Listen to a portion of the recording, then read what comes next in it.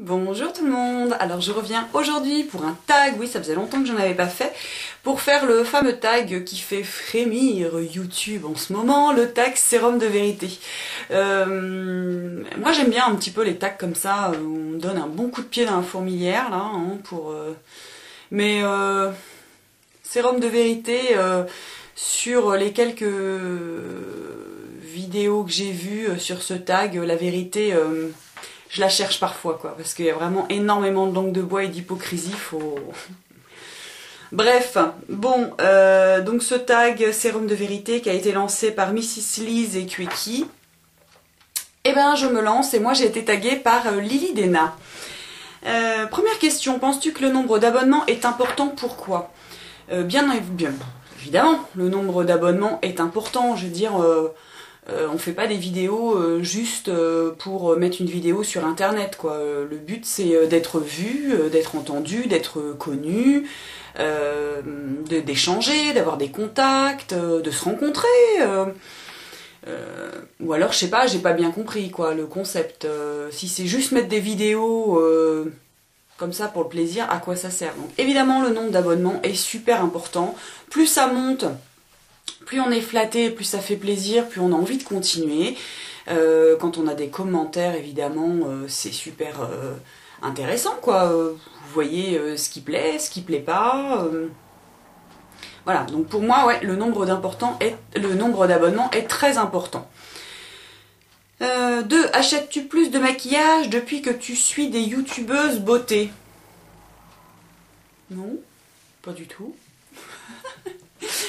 Si, bien évidemment, j'achète beaucoup plus de maquillage, sachant qu'avant j'avais quand même le niveau 0 au niveau de l'achat beauté, ou vraiment le strict minimum. Donc depuis que je suis sur YouTube et que je suis des youtubeuses, bien évidemment, mes achats beauté ont énormément augmenté. Enfin, ils n'ont pas augmenté, c'est qu'ils ont décollé, voilà. 3. Est-ce que le fait d'être sponsorisé pourrait te gêner? Que penses-tu de celles qui le font? Donc j'ai l'impression qu'il y a eu une grosse confusion sur cette question. Dans tous les tags que j'ai pu voir, à chaque fois, vous êtes nombreuses à répondre sur la partie les youtubeuses qui reçoivent des produits et qui en font des revues plus ou moins honnêtes. Là, je pense que la question, c'était surtout, quand vous faites des concours, d'être sponsorisé par des marques pour avoir des lots. Je pense que c'était ça. Donc, bon, je vais répondre, moi, sur les deux questions. Le fait d'être sponsorisé pour un concours, par exemple, bah non, moi, ça me dérange pas. Ce qui me dérange le plus, c'est quand les lots sont uniquement des sponsors. Quand il n'y a aucun achat personnel. Je trouve ça... Bon alors évidemment les youtubeuses disent oui, c'est des produits qui me ressemblent, c'est pour ça que je l'ai pris, c'est pour ça que j'ai contacté la marque, patati patata. Mais moi j'aime bien, bon bah quand les lots sont faits, sont achetés par les personnes qui organisent le concours, mais quand il y en a qui sont sponsorisés, j'aime bien qu'il y ait la petite touche perso aussi, le petit quelque chose qui fait qu'elle y a mis son cœur, elle a mis ses sous quoi carrément. Donc bon, moi ça me dérange pas, pour le moment, moi j'ai jamais organisé de concours, donc j'ai jamais démarché des marques pour avoir des choses comme ça. Mais non, ça me dérange pas. À partir du moment où c'est dit, il n'y a pas de souci. Et donc du coup, ça me fait rebondir sur une autre partie de la question, enfin un autre pan de la question qui a souvent été débattu dans ces différentes vidéos. C'est sur les personnes qui reçoivent des produits gratuitement par les marques. Je pense qu'à partir du moment où on est connu, qu'on a un certain nombre d'abonnés, un certain nombre de commentaires par vidéo, on est démarché, on est approché par des marques. Bon, moi c'est pas mon cas, c'était pas non plus le but de ma chaîne, hein, je vous rassure tout de suite. Contrairement à d'autres, je pense, qui font des chaînes justement pour engranger un maximum d'abonnements, de vidéos, de façon à être démarché, à être approché par les marques. Peut-être que je me trompe, hein, mais franchement, moi, c'est l'impression que j'ai pour certaines personnes. Donc ce qui m'embête un peu, c'est lorsque des filles reçoivent des produits gratuitement et font comme si elles l'avaient acheté, sans préciser. Je veux dire, c'est pas honteux, c'est au contraire flatteur d'être approché par une marque. Bon, moi je vois pas où c'est... À partir du moment où on est honnête, on dit bah voilà, telle marque m'a envoyé tel produit, je vais vous en faire une revue. Et à partir du moment où la revue est honnête, c'est-à-dire que si vous pouvez dire c'est bien, c'est pas bien, bah je vois pas où est le problème. Là où ça m'embête, c'est quand des nanas reçoivent des produits, encensent le produit dans leur vidéo, puis comme par hasard, elles l'utilisent jamais après. Bref. Et surtout quand une majorité de personnes connaissent ce produit et sait que c'est une vraie merde. Comme par exemple le dernier en date, la bébé crème de Garnier. Voyez le nombre de vidéos qui encensent ce produit et essayez de savoir si le produit a été réellement acheté ou pas, quoi. Ouais, parce que... Enfin bon, bref. Quand la vie est honnête,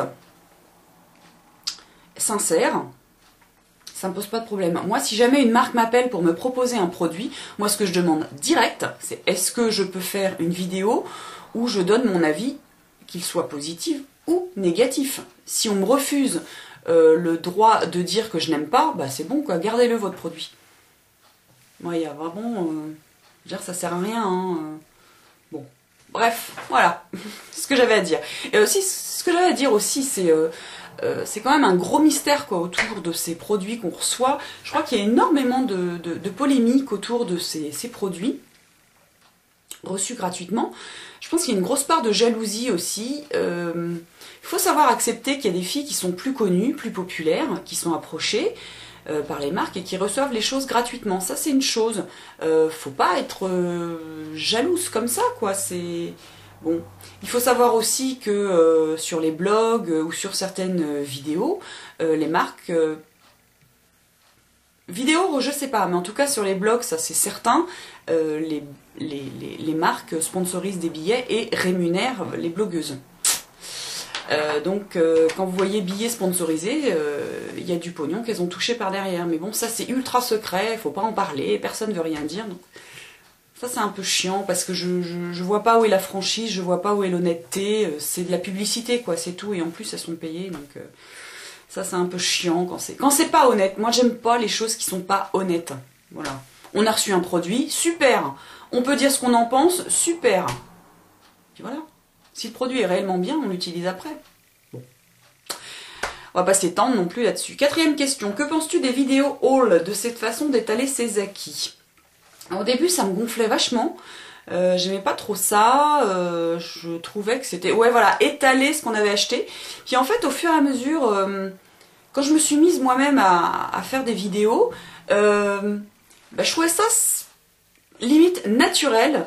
Le plaisir qu'on avait eu à acheter, parce que c'est un réel plaisir, limite une addiction quoi pour certaines, un réel plaisir à acheter des produits, à le faire partager. Enfin en tout cas, moi c'est pas, j'ai pas le, quand je fais une vidéo haul, d'ailleurs j'en fais pas énormément, c'est vraiment pas pour dire regardez tout ce que j'ai acheté, tout ce que j'ai dépensé, c'est pour vous montrer moi le plaisir que j'ai eu à acheter ces produits, et puis voilà. Et je dis toujours, j'espère que ça vous donnera envie, parce que moi quand je regarde des vidéos haul, il y a des choses qui me donnent envie, qui créent une envie, un besoin quoi d'aller acheter ce produit là. Donc non, ça ne me dérange pas, et puis à la limite quand c'est toujours bien écrit en haut de la vidéo, vous savez que si vous n'aimez pas ça, vous les regardez pas quoi. Voilà. Cinquième question, qu'as-tu pensé de l'article Grazia à propos des youtubeuses hauleuses? Je l'ai pas lu, donc je peux rien en dire. Tout ce que je peux dire, c'est que Grazia, c'est bien connu pour ne pas être le haut du panier de la presse féminine. Donc, j'ai rien à dire là-dessus. 6. Est-ce que tu participerais à un concours s'il n'y avait pas de lot à gagner? Bah non. Attendez, soyez honnêtes les filles.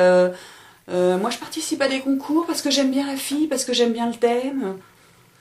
Franchement, quelqu'un sort un concours sans lot à gagner, je suis pas persuadée qu'il y aura beaucoup de participantes. Donc moi clairement, non, je vois pas pourquoi je participerais à un concours juste pour la gloire quoi. Non, s'il n'y a pas de lot, je ne participerai pas. Bon, en même temps, j'ai fait pas mal de... Enfin, pas mal. J'ai fait quelques concours où je n'ai rien remporté. Donc ça va un petit peu passer. En même temps, j'ai pas non plus un niveau extrême en maquillage. Quand je vois le niveau de certaines filles qui font des participations assez fantastiques, ça calme un peu quand même. Donc non, honnêtement, s'il n'y a pas de lot, non, je vais pas participer au concours. Quel que soit le thème, hein, et quelle que soit la personne, hein, faut pas non plus... 7. Que penses-tu de la popularité de Julie Loves Mac 07? Est-ce justifié? Je vois pas en quoi moi je peux dire que c'est justifié. On a toutes les youtubeuses qui ont un certain nombre, enfin qui ont des abonnés, qui ont des vues. Tout est justifié. Je veux dire, on force personne à s'inscrire, à s'abonner, je veux dire, on force personne à commenter. Donc toute youtubeuse qui a des abonnés, qui a une petite cote de popularité qui monte ou pas, c'est justifié pour tout le monde. Voilà, il n'y a aucune obligation à s'abonner aux chaînes. Quant à Julie Loves Mac, je suis abonnée à sa chaîne. Mais pour moi, c'est pas mon modèle, c'est pas ma gourou YouTube, je ne me reconnais pas dans ce qu'elle propose, dans ce qu'elle est. Pour moi, c'est un abonnement parmi mes abonnements. Voilà. Il y a certaines youtubeuses que j'aime beaucoup, dont je ne rate pas une vidéo. Julie Loves Mac, je ne regarde pas toutes ses vidéos. Ouais, voilà, donc c'est une youtubeuse française très connue, je suis ravie pour elle, elle est charmante, elle est très douée, mais pour moi c'est pas une de mes youtubeuses préférées dans laquelle je me retrouve. Mais je suis ravie pour elle, je suis ravie pour toutes celles qui montent et qui sont très connues, tant mieux pour elles, je ne suis pas envieuse ni jalouse, chacune son niveau, il faut bien aussi réfléchir à ce qu'on veut quoi, quand on fait une chaîne YouTube.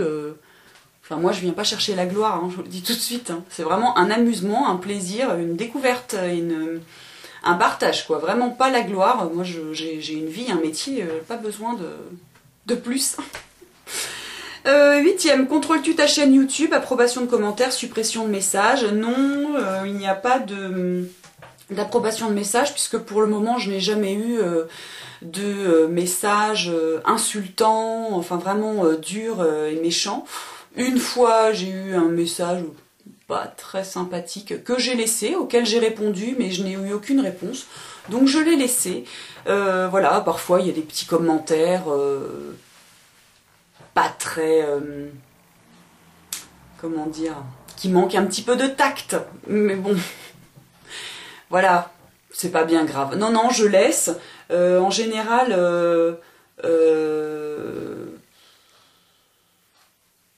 si un commentaire me fait un peu tiquer, j'y réponds, pas tout de suite, j'attends un peu que la pression redescende, j'y réponds et puis j'attends des explications et puis bon, bien souvent je n'ai pas de réponse, donc c'est que c'est quelqu'un qui a mis ça comme ça, qui reviendra pas, enfin, c'était pour le plaisir de mettre quelque chose de pas forcément agréable.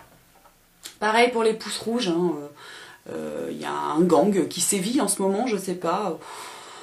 Bon, alors ça fait pas toujours plaisir, mais quand on voit qu'à chaque fois on a toujours un ou deux pouces rouges dès le départ, bon, voilà, c'est quelqu'un qui s'amuse. Bon, moi ce que j'aimerais, c'est que quand il y a un pouce rouge, qu'il y ait le commentaire qui aille avec, quoi, pour savoir un peu ce qui plaît pas, ce qui va pas, parce que si c'est juste une question de personne, bah, ne regardez pas mes vidéos, quoi, c'est tout. Voilà, donc pas d'approbation de commentaires, je laisse tout. Pour l'instant, je n'ai jamais supprimé de message. Que penses-tu des polémiques entre youtubeuses? Est-ce que tu en as déjà été victime? Non, j'ai jamais été victime de polémiques de youtubeuses. En même temps, ma chaîne est toute jeune, hein, elle a à peine 1 an.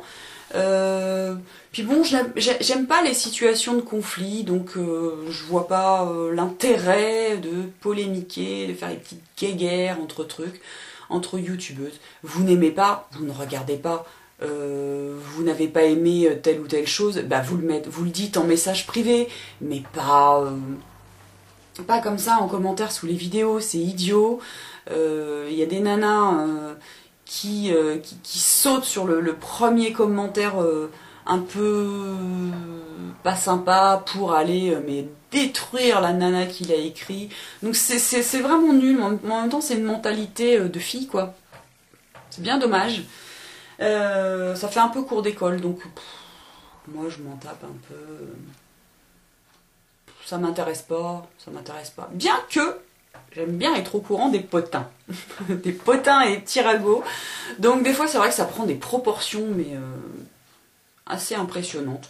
Mais bon bah voilà, hein, s'il y en a qui n'ont rien d'autre à faire, bah amusez-vous. Mais je trouve ça dommage parce qu'on est là quand même pour partager ce qu'on aime, notre passion. Donc voilà, on peut pas toujours être d'accord, mais à un moment, il faut aussi sortir des guéguerres de cours d'école. Hein.